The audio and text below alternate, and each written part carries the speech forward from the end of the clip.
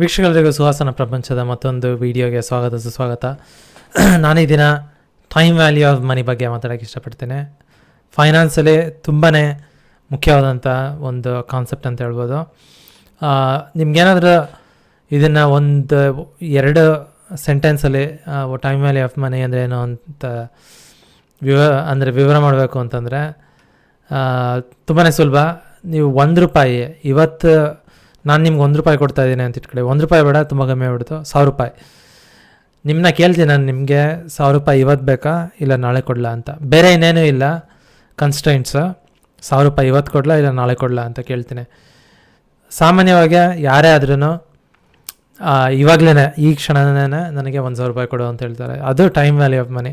ಯಾಕೆಂದರೆ ನಿನಗೆ ಇವತ್ತಿನ ದಿನ ₹1000 ನಿನ್ನ ಕೈಗೆ ಈಗ ತಕ್ಷಣವೇ ಏನು ನಿಮ್ಮ ಕೈಗೆ ಸೇರುತ್ತೆ, ಅದರಲ್ಲಿ ನಿನಗೇನೋ ಒಂದು ಸ್ಯಾಟಿಸ್ಫ್ಯಾಕ್ಷನ್ ಇರುತ್ತೆ. ನಿನ್ನ ಕೈಗೆ ಬಂತು, ನಿನ್ನ ಜಾಬಿಗೆ ಆಲ್ರೆಡಿ ಹೋಗಿದೆ ಆ ದುಡ್ಡು ಅನ್ನೋ ಸ್ಯಾಟಿಸ್ಫ್ಯಾಕ್ಷನ್ ಕೂಡ ಇರುತ್ತೆ. ಮತ್ತು ಇನ್ನೊಂದಷ್ಟು ಫ್ಯಾಕ್ಟರ್ಸ್ಗಳಿದ್ದಾವೆ, ಅದ್ರ ಬಗ್ಗೆ ಕೂಡ ನಾನು ಮಾತಾಡ್ತೀನಿ. ಒಂದು ತುಂಬ ಇಂಪಾರ್ಟೆಂಟ್ ಫ್ಯಾಕ್ಟರ್ ಇನ್ಫ್ಲೇಷನ್ನು. ಹೆಂಗೆ ಬೆಲೆ ಏನಕ್ಕೆ ಜಾಸ್ತಿ ಆಗ್ತಾ ಹೋಗುತ್ತೆ. ಸೊ ಅದು ಒಂದು ಕಾರಣ. ಮತ್ತು ಇನ್ನೊಂದು ಈ ಕ್ಷಣನೇ ನಿನಗೇನಾದರೂ ನಿನ್ನ ಇದರಲ್ಲಿ ಸಿಕ್ಕಿದ್ರೆ ಅದನ್ನು ನೀನು ಒಂದು ಸ್ಯಾಟಿಸ್ಫ್ಯಾಕ್ಷನ್ ಇರುತ್ತೆ. ಮತ್ತು ಇನ್ನೊಂದು ಅದನ್ನು ನೀನು ಬಡ್ಡಿ ಕೂಡ ಕೊಡ್ಬೋದಾಗುತ್ತೆ. ಇಲ್ಲಾಂದರೆ ಬ್ಯಾಂಕಲ್ಲಿ ಇಟ್ಟರೂ ಕೂಡ ನಿನಗೆ ಬಡ್ಡಿ ಸಿಗುತ್ತೆ. ಸೊ ಎರಡು ಫ್ಯಾಕ್ಟರ್, ಒಂದು ಬಡ್ಡಿ, ಇನ್ನೊಂದು ಇನ್ಫ್ಲೇಷನ್ನು. ಸೊ ಈ ಎರಡು ಮೇಯ್ನ್ ಫ್ಯಾಕ್ಟರ್ ಇದು ಟೈಮ್ ವ್ಯಾಲ್ಯೂ ಆಫ್ ಮನಿ. ಏನಕ್ಕೆ ನಿನಗೆ ಈ ಕ್ಷಣನೇ ₹1000 ಬೇಕು ಅಂತೇಳಿ. ಇನ್ನೊಂದು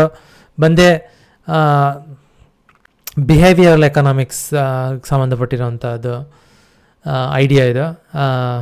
ಸ್ಯಾಟಿಸ್ಫ್ಯಾಕ್ಷನ್ ಆಗಲಿ ಹೇಳಿದ್ನಲ್ಲ, ನಿನ್ನ ತಕ್ಷಣ ಕೈಗೆ ಸಿಕ್ಕಿದ್ರೆ ಸ್ಯಾಟಿಸ್ಫ್ಯಾಕ್ಷನ್ ಆಗುತ್ತೆ.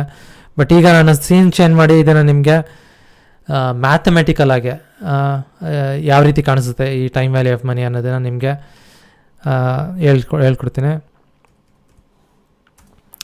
ಈಗ ₹1000, ನಾನು ಆಗಲೇ ಹೇಳಿದ ರೀತಿ ನಿಮಗೆ ₹1000 ಇವತ್ತು ಬೇಕಾ ನಾಳೆ ಬೇಕಾ ಅಂತ ಕೇಳಿದ್ದೆ.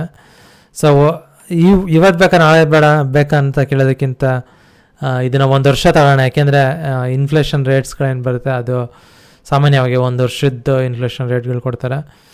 ಸೊ ಮತ್ತು ಅರ್ಥ ಮಾಡ್ಕೊಳ್ಳೋಕ್ಕೂ ಕೂಡ ಸುಲಭ ಆಗುತ್ತೆ. ಸೊ ಇನ್ಫ್ಲೇಷನ್ ರೇಟು ಇಲ್ಲಿ ಬರೀತಾ ಇದ್ದೀನಿ. ಇನ್ಫ್ಲೇಷನ್ ರೇಟ್ 5% ಅಂತ ಇಟ್ಕೊಳ್ಳಿ. ಇಂಡಿಯಾದಲ್ಲಿ ಅರೌಂಡ್ 5% ಇದೆ ಈಗ ನನಗೆ ಗೊತ್ತಿರೋ ಮಟ್ಟಿಗೆ. ಆಮೇಲೆ ಇಂಟ್ರೆಸ್ಟ್ ರೇಟ್ 4% ಅಂತ ಇಟ್ಕೊಳ್ಳಿ.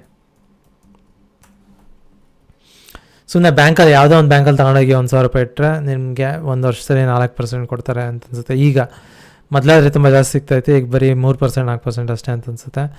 ಸೊ ಈ ದುಡ್ಡು ಏನಾದರೂ ನಿಮ್ಮ ಹತ್ರ 1 ವರ್ಷ ಇದನ್ನು ನೀವು ಬ್ಯಾಂಕಲ್ಲಿ ಇಟ್ಟಿದ್ರೆ ಅದರದ್ದು ವ್ಯಾಲ್ಯೂ ಸಾಮಾನ್ಯವಾಗಿ ಹೇಳಬೇಕು ಅಂದರೆ ಇದು ರಿಯಲ್ ಇಂಟ್ರೆಸ್ಟ್ ರೇಟ್ ಅಂತೇಳಿ. ಇದು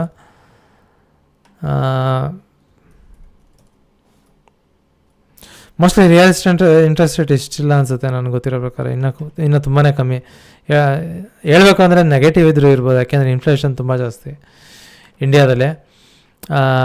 ಸೊ ಹಾಗಾಗಿ ಇದನ್ನು ಸದ್ಯಕ್ಕೆ 2% ಅಂತ ಇಟ್ಕೊಳ್ಳೋಣ. ಸೊ ಅಲ್ಲಿಗೆ ನಾಮಿನಲ್ ಇಂಟ್ರೆಸ್ಟ್ ರೇಟ್ ಅಂತ ಕರಿತೀವಿ ಇದನ್ನು. Nominal interest rate real interest rate ಮತ್ತು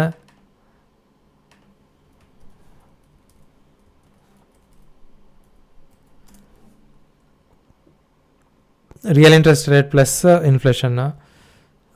ಎಕ್ಸ್ಪೆಕ್ಟೇಷನ್ ತುಂಬ ಕಾಂಪ್ಲಿಕೇಟೆಡ್ ಇದೆಲ್ಲ ಕಾನ್ಸೆಪ್ಟ್ಗಳು. ಸೊ ಹಾಗಾಗಿ ನಾನು ಸುಮ್ಮನೆ ಸುಲಭವಾಗಿ ನಿಮಗೆ ವಿವರ ಕೊಡ್ತಾ ಇದ್ದೇನೆ.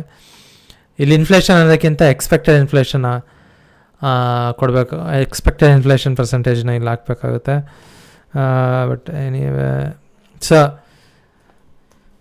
ನಿಮಗೆ ಬೇಸಿಕಲಿ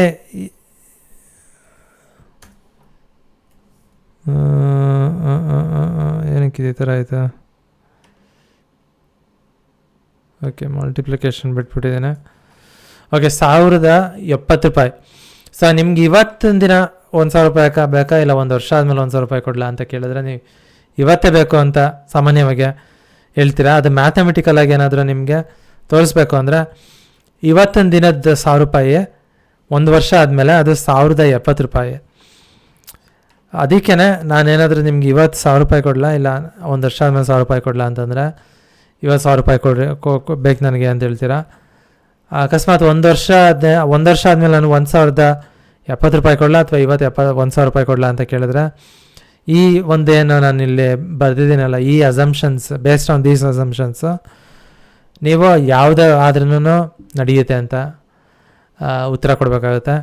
ಅಕಸ್ಮಾತ್ ಏನಾದರೆ ನಾನು ನಿಮಗೆ ಇವತ್ತಿನ ದಿನ 1,000 ರೂಪಾಯಿ ಕೊಡಲ, ಒಂದು ವರ್ಷ ಆದಮೇಲೆ 1,100 ರೂಪಾಯಿ ಕೊಡಲ ಅಂತ ಏನಾದರೂ ಕೇಳಿದ್ರೆ ನಿಮ್ಮನ್ನ,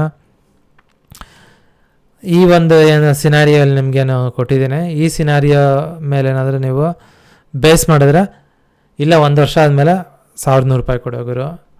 ಯಾಕೆಂದರೆ ಅದರ ವ್ಯಾಲ್ಯೂ, ಟೋಟಲ್ ಅದರ ವ್ಯಾಲ್ಯೂ, ನಾಮಿನಲ್ ವ್ಯಾಲ್ಯೂ ಏನಿದೆ ಅದು ತುಂಬಾ ಜಾಸ್ತಿ, ಇವತ್ತಿನ ದಿನ 1,000 ರೂಪಾಯಿಗಿಂತನೂ ಅಂತ ಹೇಳ್ತೀರಾ. ಬಟ್ ಆಗಲೇ ಹೇಳಿದ ರೀತಿ ಬಿಹೇವಿಯರಲ್ ಎಕನಾಮಿಕ್ಸ್ ಏನಿದೆ ಅದು ಕೂಡ ಇದರಲ್ಲಿ ಒಂದು ಫ್ಯಾಕ್ಟರ್ ಆಗಿರುತ್ತೆ.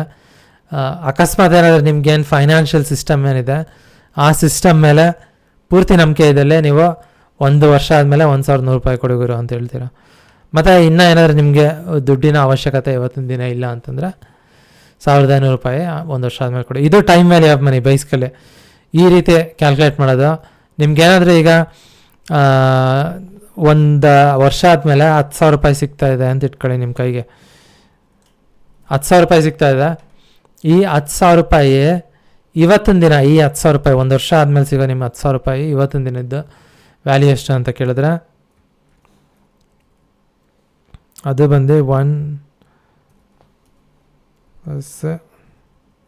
ನಾಮಿನಲ್ ಇಂಟ್ರೆಸ್ಟ್ ರೇಟ್ ಆಗಲೇ ಹೇಳಿದ್ರೈತೆ. ಸೊ ಇವತ್ತಿನ ದಿನ ಈ 10,000 ರೂಪಾಯಿ 1 ವರ್ಷ ಸಿಗೋ 10,000 ರೂಪಾಯಿದು ವ್ಯಾಲ್ಯೂ ಇವತ್ತಿನ ದಿನ ಬಂದು 9,345. ಸೊ ನೀವು ಈ ಒಂದು ಕಾನ್ಸೆಪ್ಟನ್ನು ಅರ್ಥ ಮಾಡ್ಕೊಂಡ್ರೆ ಫೈನಾನ್ಸಲ್ಲಿ ಎಲ್ಲ ಕಾನ್ಸೆಪ್ಟನ್ನು ನಿಮಗೆ ಸುಲಭವಾಗಿ ಅರ್ಥ ಆಗುತ್ತೆ. ರಿಟರ್ನ್ಸ್ ಇರ್ಬೋದು, ಇಲ್ಲಾಂದರೆ ಯಾವ ಒಂದು ಪ್ರಾಜೆಕ್ಟಲ್ಲಿ ಇನ್ವೆಸ್ಟ್ ಮಾಡಬೇಕು, ಇಲ್ಲಾಂದರೆ ಇಂಟರ್ನಲ್ ರೇಟ್ ಆಫ್ ರಿಟರ್ನ್ ಇರ್ಬೋದು. ನಾನು ಸಾಕಷ್ಟು ಆಲ್ರೆಡಿ ಫೈನಾನ್ಸ್ ಕಾನ್ಸೆಪ್ಟ್ ಬಗ್ಗೆ ಮಾತಾಡಿದ್ದೀನಿ ನನ್ನ ಚಾನಲಲ್ಲಿ, ಅದನ್ನೆಲ್ಲ ನೋಡಿ. ಇನ್ನೊಂದೇನು ಅಂದರೆ, ನಾವು ಸಾಕಷ್ಟು ಜನ ನನ್ನ ಚಾನಲ್ನ ನೋಡ್ತಾ ಇದ್ದೀರಾ, 22 ಜನ ಏನೋ ಸಬ್ಸ್ಕ್ರೈಬರ್ಸ್ ಇದ್ದಾರೆ, ಒಂದಷ್ಟು ಜನ ವೀಡಿಯೋಗಳು ಕೂಡ ನೋಡ್ತಾ ಇದ್ದೀರಾ.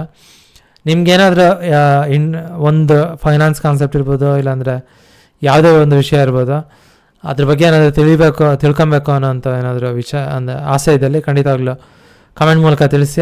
ಆ ಒಂದು ವಿಷಯದ ಬಗ್ಗೆ ನಾನು ರಿಸರ್ಚ್ ಮಾಡಿ, ಎಸ್ಪೆಷಲಿ ಏನಾದರೂ ಅದು ಫೈನಾನ್ಸ್ ಬಗ್ಗೆ ಆಗಿದ್ರೆ ಆದಷ್ಟು ರಿಸರ್ಚ್ ಮಾಡಿ ಅದನ್ನ ಬಗ್ಗೆ ನಾನು ವೀಡಿಯೋ ಮಾಡ್ತೀನಿ ಅಂತ ಹೇಳ್ತಾ, ಈ ಒಂದು ಟೈಮ್ ವ್ಯಾಲ್ಯೂ ಆಫ್ ಮನಿ ಬಗ್ಗೆ ಮಾಡಿದಂಥ ವೀಡಿಯೋನ ಇಲ್ಲಿಗೆ ಮುಗಿಸೋಕ್ಕೆ ಇಷ್ಟಪಡ್ತೀನಿ. ಧನ್ಯವಾದಗಳು.